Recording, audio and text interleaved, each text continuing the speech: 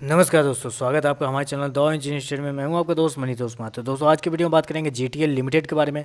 Basically company ने अपना quarter one का नंबर डिस्क्लोज किया है। चलिए देखते हैं क्या है नंबर्स के अंदर, क्योंकि नंबर्स ऐसे हैं कि मैं आपको बताऊं, नंबर्स देखने में तो बहुत बेहतरीन आपको लगेंगे। जी हाँ, बहुत बेहतरीन लगेंगे, क्योंकि कंपनी लॉस से निकल के प्रॉफिट में आ चुकी है, वो भी भारी भरकम प्रॉफिट के साथ। लेकिन रिजल्ट जो दिखता है एक्चुअल में वैसा होता नहीं है। तो क्या होता है मैं आपको समझाता हूँ, क्योंकि बहुत कम ही लोग रिजल्ट को समझेंगे, जो इस वीडियो को देखेंगे वही समझ पाएंगे। तो चलिए मैं आपको समझाता हूँ कैसे नंबर्स क्या हैं। ये डाटा बेसिकली लाख्स में है। पिछले क्वार्टर में कंपनी का रेवेन्यू 47 करोड़ था। पिछले क्वार्टर में पिछले साल 48 करोड़ था। इस क्वार्टर में भी 47.5 करोड़ के आसपास है। तो अगर आप देखेंगे रेवेन्यू को, तो कोई तेज़ी नहीं है, ना ही कोई मंदी देखने को मिली है। कंपनी का जो रेवेन्यू है फ्लैट है, क्वार्टर क्वार्टर साल दर साल दोनों। ठीक है, चलिए ये तो हो गया रेवेन्यू का पैरामीटर। चलिए एक्सपेंस की बात करते हैं।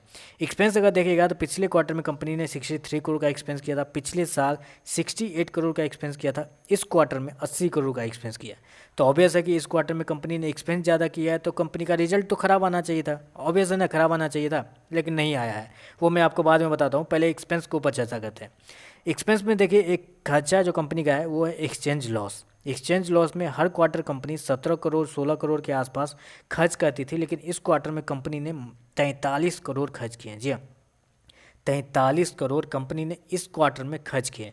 तो अगर देखा जाए कंपनी इस क्वार्टर में अगर एक्सचेंज लॉस को कम कर देती, तो इस बार भी कंपनी का जो एक्सपेंस होता अप्रोक्सीमेटली हो सकता था 60 करोड़ के आसपास होता, जो कि क्वार्टर क्वार्टर साल दर साल दोनों कम रहता, जो कि एक अच्छी बात होती कंपनी के लिए। लेकिन चलिए एक्सपेंस दे दिया, तो कंपनी का जो रिजल्ट होता है वो देख लेते हैं। और रिजल्ट जो फाइनल कंपनी का जो बन के आता है वो आपके सामने है। बेसिकली पिछले क्वार्टर में कंपनी को लॉस था 15 करोड़ का। पिछले साल कंपनी को लॉस था 20 करोड़ का, जो कि इस बार क्लियर होके 67 करोड़ का प्रॉफिट हुआ है कंपनी को। जी हाँ, आपने सही सुना, 67 करोड़ का प्रॉफिट हुआ है। अब आपका क्वेश्चन होगा कि ये कैसे हो गया, जब रिवेन्यू साल दर साल क्वार्टर क्वार्टर सेम ही है, एक्सपेंस ज़्यादा किया है कंपनी ने साल दर साल क्वार्टर क्वार्टर दोनों के कंपेयर में, तो प्रॉफिट तो और ख़राब होना चाहिए था। लेकिन ऐसे क्यों बढ़ गया? तो देखिए, एक यहाँ पे एक सेगमेंट होता है जिसको हम बोलते हैं एक्सेप्शनल आइटम।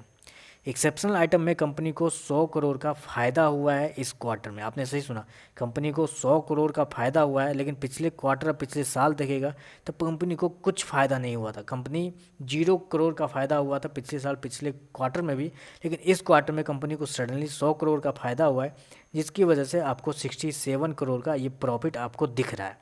तो देखिए, इसका एक एडवांटेज है। देखिए, मैं ये रियल प्रॉफिट नहीं है कंपनी का, ये मैं एग्री करूँगा, आप भी एग्री करेंगे।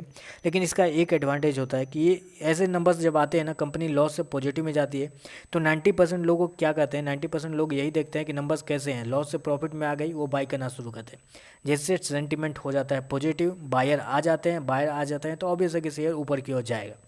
तो इस सब वजह से मुझे लगता है कि शेयर के अंदर एक तेज़ी आपको देखने को मिल सकती है। एक अपॉर्चुनिटी होगा आपके लिए भी एक अच्छा खासा प्रॉफिट बुक करने का।